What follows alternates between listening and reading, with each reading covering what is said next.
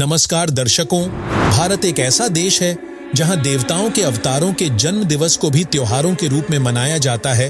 उन्हीं में से एक है हनुमान जयंती, जो कि हनुमान जी के जन्म दिवस पर मनाई जाती है, जिन्हें शिव जी का अवतार भी माना जाता है, जिनका जन्म माता अंजनी से हुआ था। उन्हें बजरंगबली, केसरी नंदन, पवन पुत्र के नाम से भी जाना जाता है। ऐसा माना जाता है कि हनुमान जी का जन्म चैत्र मास की पूर्णिमा के दिन हुआ था, इसलिए इस दिन हनुमान भक्तों द्वारा हर साल हनुमान जयंती का त्योहार मनाया जाता है। वहीं हिंदू समाज की मान्यता है कि बजरंगबली यानी हनुमान जी का नाम लेने से ही दुख, संकट, भूत, पिशाच कोसों दूर भाग जाते हैं। इसलिए हनुमान भक्त उन्हें संकट मोचन मानकर पूजते हैं। वहीं हनुमान भक्तों की मान्यता है कि हनुमान चालीसा, हनुमान जी के मंत्रों से शनि की साढ़े साती से भी मुक्ति मिल जाती है। लेकिन कुछ ऐसे प्रश्न जिनके जवाब आज हर कोई जानना चाहता है, जैसे कि क्या हनुमान चालीसा या हनुमान जी के मंत्रों का जाप करने से संकट निवारण हो सकता है? क्या हनुमान जयंती मनाना शास्त्र सम्मत है? हनुमान जी तो राम भक्त थे, तो क्या एक भक्त की पूजा दूसरे भक्त द्वारा करना उचित है? हम सभी जानते हैं कि श्री राम ही द्वापर युग में श्री कृष्ण रूप में जन्मे थे, यानी उनका मोक्ष नहीं हुआ था। तो फिर हनुमान जी का किस राम की भक्ति करने से मोक्ष हुआ? तो चलिए अपने पवित्र सद्ग्रंथों से इन प्रश्नों के जवाब जानने का प्रयास करते हैं। दर्शकों, हिंदू धर्म सहित पूरी दुनिया चारों वेदों के संक्षिप्त रूप श्रीमद् भगवत गीता को सत्य मानता है, लेकिन आचरण पवित्र गीता अनुसार नहीं करता। जैसे कि पवित्र सद्ग्रंथ श्रीमद् भगवत गीता के अध्याय 16 श्लोक 23 में कहा है कि हे अर्जुन, जो व्यक्ति शास्त्र विधि को त्याग कर अपनी इच्छा से मनमाना आचरण करता है, वह न सिद्धि को प्राप्त होता है, न परम गति को और न सुख को ही। इसीलिए गीता ज्ञानदाता ने श्रीमद् भगवत गीता के अध्याय 16 श्लोक 24 में कहा है, इससे तेरे लिए कर्तव्य अर्थात करने योग्य भक्ति कर्म तथा अकर्तव्य अर्थात न करने योग्य कर्म की व्यवस्था में शास्त्र ही प्रमाण है। ऐसा जानकर तुझे शास्त्र विधि से नियत भक्ति कर्म अर्थात साधना ही करने योग्य है। वहीं गीता अध्याय 7 श्लोक 12 से 15 व 20 से 23 तथा गीता अध्याय 9 श्लोक 20 से 23 तथा 25 में गीता ज्ञानदाता काल ब्रह्म ने तीनों देवताओं रजगुण ब्रह्मा, सतगुण विष्णु तथा तमगुण शिव की पूजा करना भी व्यर्थ कहा है, तथा भूतों की पूजा, पितरों की पूजा व अन्य सर्व देवताओं की पूजा को भी अविधिपूर्वक अर्थात शास्त्र विरुद्ध बताया है। अब आप स्वयं विचार करिए, पवित्र गीता को पूरा हिंदू समाज शिरोधार्य मानता है और उसी गीता जी के 18 अध्याय के साथ 100 श्लोकों में कहीं भी हनुमान जयंती मनाने या हनुमान जी की पूजा का प्रमाण नहीं है, तो प्रथम तो यह शास्त्र विरुद्ध मनमाना आचरण हुआ। दूसरा, गीता के अनुसार व्यर्थ साधना हुई, जिससे संकट निवारण की बात तो दूर रही, कोई लाभ भी नहीं होना। तीसरा, हम सभी जानते हैं कि हनुमान जी राम भक्त थे। वे स्वयं भी भक्ति करते थे तथा अन्य को भी राम की भक्ति करने को ही कहते थे।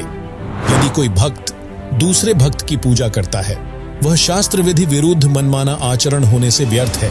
दर्शकों, अब बात करते हैं कि हनुमान जी के मोक्ष की आखिर उन्होंने किस राम की भक्ति की जिससे उनका मोक्ष हुआ, तो चलिए जानते हैं। दर्शकों, आज तक हम और आप अपने धर्म गुरुओं, कथावाचकों से यही सुनते आए हैं कि हनुमान जी श्री राम की भक्ति किया करते थे। तो यहाँ सोचने वाली बात है कि प्रथम श्री विष्णु जी नारद के श्राप वश त्रेता युग में श्री राम रूप में जन्मे और अंत समय में सरयू नदी में प्राण त्यागे। फिर द्वापर युग में श्री कृष्ण रूप में जन्मे और फिर उनकी मौत एक शिकारी के विषाक्त तीर से हुई। वहीं श्रीमद्देवी भागवत के तीसरे स्कंद अध्याय 4 से 5 पृष्ठ 123 पर भगवान विष्णु उर्फ श्री राम जी बोले, हे माता, तुम शुद्ध स्वरूपा हो, यह सारा संसार तुम्ही से उद्भासित हो रहा है। मैं, ब्रह्मा और शंकर, हम सभी तुम्हारी कृपा से ही विद्यमान हैं। हमारा आविर्भाव अर्थात जन्म और तिरोभाव अर्थात मृत्यु हुआ करता है, जिससे यह स्पष्ट होता है कि श्री विष्णु उर्फ श्री राम भी जन्म मृत्यु के चक्र में हैं, अर्थात उनका मोक्ष नहीं हुआ, तो फिर वे अपने भक्तों को मोक्ष कैसे दे सकते हैं? इससे यह भी सिद्ध होता है कि हनुमान जी किसी और अविनाशी राम की भक्ति करते थे, जिससे उनका मोक्ष संभव हो सका। जिसके विषय में परमेश्वर कबीर जी ने कबीर सागर के अध्याय हनुमान बोध में अपने शिष्य आदरणीय धर्मदास जी को बताया है कि त्रेता युग में मैं मुनींद्र ऋषि रूप में आया था। तब मैंने हनुमान जी को एक पहाड़ी पर उस समय मिला था जब वे लंका से सीता जी की खोज करके अपने साथ कंगन लेकर आए थे। तब उनको मैंने बताया था कि 30 कोटि रामा अवतारी सीता संग रहती नारी, अर्थात जिनको आप श्री विष्णु अवतार श्री राम कहते हो, ऐसे ऐसे 30 करोड़ राम अवतार हो चुके हैं और सीता उनकी पत्नी रूप में साथ रही है। उस अवतार को यहाँ क्या सुख मिला, वह उनके जीवन की घटनाओं से पता चलता है। फिर उसके पुजारियों को क्या सुख होगा और आगे भी ये जन्मते मरते रहेंगे। लेकिन हनुमान जी ने मेरी बात पर ध्यान नहीं दिया और वहां से उड़कर चले गए थे। इसके बाद श्री राम सीता जी को रावण की कैद से छुड़वाकर अयोध्या ले आए, जिसके बाद उनका राज तिलक हुआ और कुछ दिन बाद श्री रामचंद्र जी से सीता ने कहा कि मैं युद्ध में लड़ने वाले योद्धाओं को कुछ इनाम देना चाहती हूँ। इनाम में सीता जी ने हनुमान जी को अपने गले से सच्चे मोतियों की माला निकाल कर दे दी तथा कहा, हे हनुमान, यह अनमोल उपहार मैं आपको दे रही हूँ, बहुत संभाल कर रखना। हनुमान जी ने उस माला की एक एक मोती को फोड़ फोड़ कर देखा और उन्हें जमीन पर फेंक दिया, जिसे देख सीता जी क्रोध में आकर कहने लगी कि हे मूर्ख, यह क्या कर दिया, ऐसी अनमोल माला का सर्वनाश कर दिया। तू वानर का वानर ही रहा, चला जा मेरी आंखों के सामने से। उस समय श्री रामचंद्र जी भी सीता जी के साथ ही सिंहासन पर विराजमान थे। उन्होंने भी हनुमान के इस व्यवहार को अच्छा नहीं माना और चुप रहे। हनुमान जी ने कहा, माता जी, जिस वस्तु में राम नाम अंकित नहीं है वह मेरे किसी काम की नहीं है। मैंने मोती फोड़कर देखे हैं, इनमें राम नाम नहीं निकला, इसलिए मेरे काम की नहीं है। सीता जी ने कहा, क्या तेरे शरीर में राम नाम लिखा है? फिर इस शरीर को किस लिए साथ लिए है? हनुमान जी उसी समय अयोध्या त्याग कर वहां से कहीं दूर चले गए। जिसके बाद परमेश्वर कबीर जी त्रेता युग में ऋषि मुनींद्र जी के रूप में लीला करने आए थे। हनुमान जी से दोबारा मिले। सत साहिब बोला।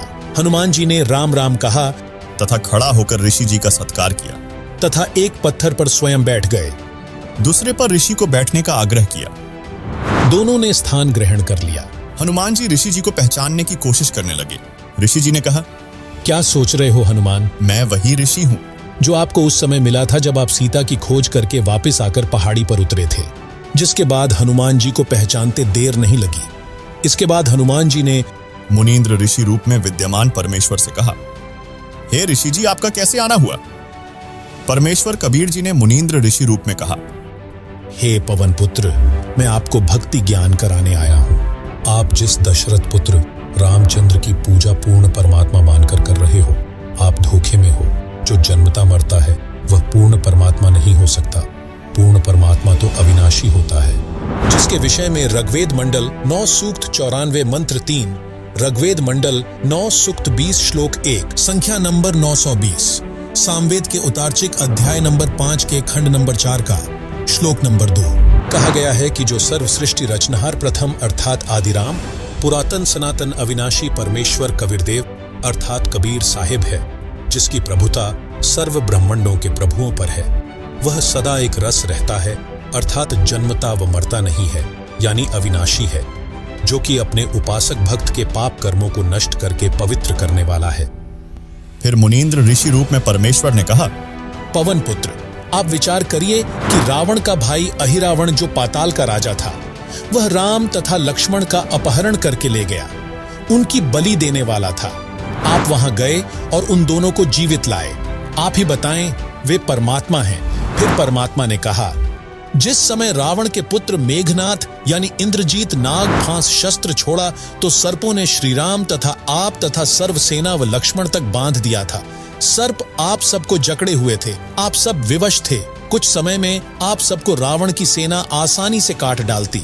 उस समय गरुड़ को पुकारा गया, उसने नागों को काटा, तब आप तथा रामचंद्र बंधन मुक्त हुए। यदि परमात्मा इतना विवश है कि अपना बंधन नहीं काट सका तो पुजारियों का क्या होगा? विचार करो।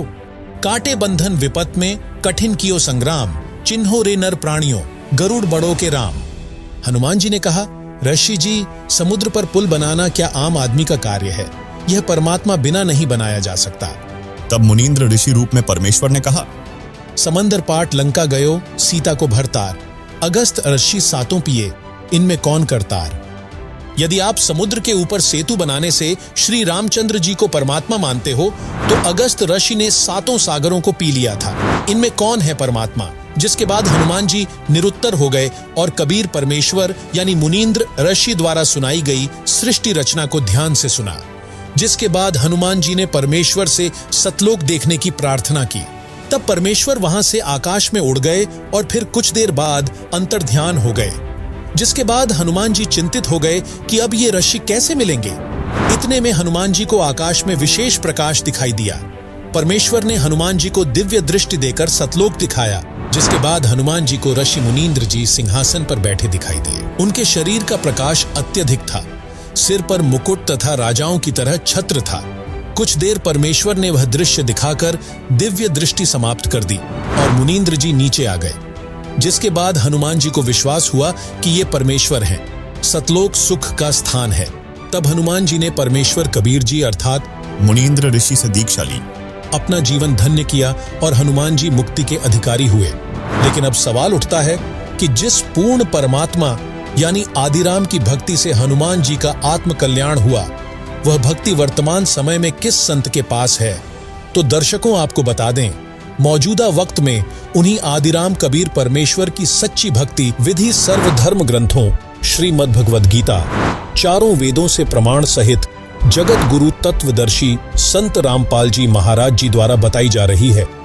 जिसे जानने के लिए आप प्रतिदिन संत रामपाल जी महाराज YouTube चैनल पर संत रामपाल जी महाराज जी के सत्संगों को देखें या संत रामपाल जी महाराज द्वारा लिखित पवित्र पुस्तक हिंदू साहिबान नहीं समझे गीता वेद पुराण को संत रामपाल जी महाराज ऐप से डाउनलोड करके पढ़ें और हनुमान जी की तरह मोक्ष के अधिकारी बने। धन्यवाद।